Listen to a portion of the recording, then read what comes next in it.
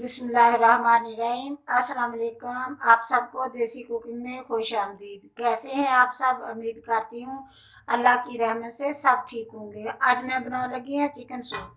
अगर मेरी वीडियो अच्छी लगती है तो लाल सब्सक्राइब का बटन दबाएं, साथ बेल का बटन दबाएं ताकि मेरी हर आने वाली नई वीडियो आपको सबसे पहले फ्री में मिले। ਉਹਦੇ ਵਾਸਤੇ मैं यखनी बना ली है। यखनी बना के उत्ते रखी है। जिवें उबाला आऊगा उवें मैं ਇਹਦੇ ਵਿੱਚ चिकन डाल दूंगी।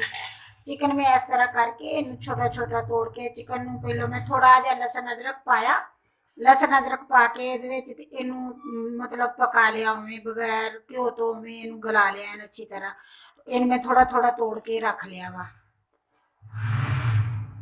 यखनी जी है मेरी बनी है जिदा मैं यखनी बनानी है इवें मैं कुछ दिन पहले वीडियो लाई। अगर तो तुम मेरी यखनी बनी वेखनी है तो वह मेरी वीडियो देख लिया जी जिवें मैं यखनी बनानी है उस तरह। हुण जिवें मेरी यखनी नूं उबाला आऊगा उदों ही मैं नाल चिकन डाल दूंगी इहदे विच। बिस्मिल्लाहिर्रहमानिर्रहीम। यखनी नूं उबाला आ गया, इहदे विच मैं डाल देनी चिकन। मैं तुहानूं दसना भुल गई कि आधा किलो चिकन लिया सी मैं। थोड़ा देर लसन अदरक डालिया, इनू इसे दे पानी दे विच ही गला लिया है अच्छी तरह।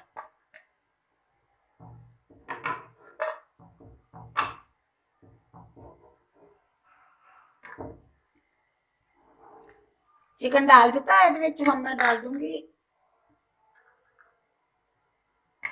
Chilli sauce. 2 चम्मच मैं लाया चिली सॉस दे।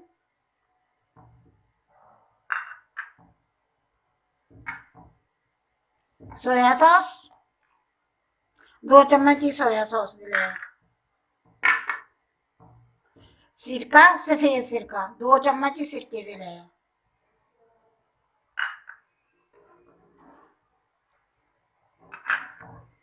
एक चम्मच छोटे वाला मैं काली मिर्च का लिया। कुछ मैं यखनी बनाउंदी ने इहदे विच काली मिर्च डाली सीगी, कुछ मैं हुण डालूंगी इहदे विच।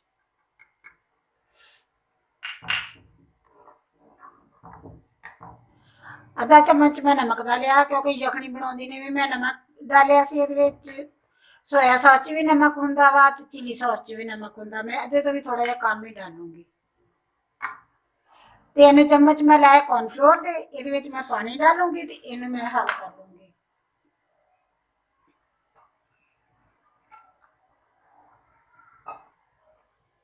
बिस्मिल्लाहिर्रहमानिर्रहीम। पानी डाल के मैं अच्छी तरह कॉर्नफ्लोर नूं मैं मिक्स कर लिया। हुण मैं ये डाल देनी इहदे विच, थोड़ा थोड़ा करके डालूंगी, नाल नाल चम्मच हिलाई जाऊंगी।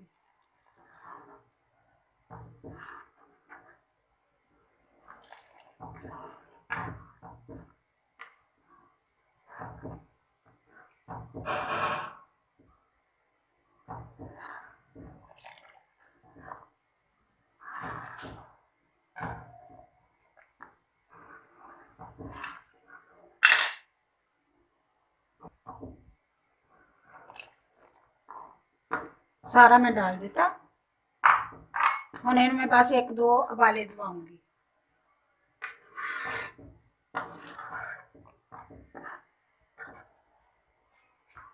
बिस्मिल्लाहिर्रहमानिर्रहीम। बस मेरा चिकन सूप बन के तैयार हो गया। बहुत ज्यादा मैं गाढ़ा नहीं करूंगी। बस हुण मैं इहदे ते अग बंद कर देनी है। हम तो मैं डिश आउट करके दिखानी है।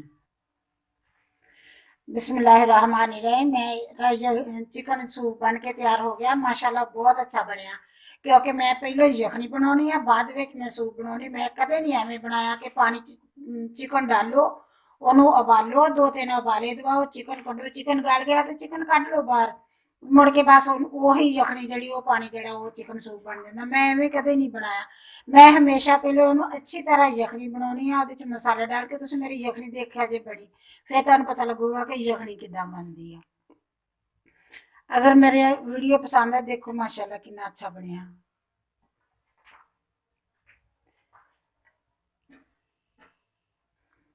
अगर मेरी वीडियो पसंद आए लाइक करना, शेयर करना, सब्सक्राइब करना। अल्लाह हाफिज।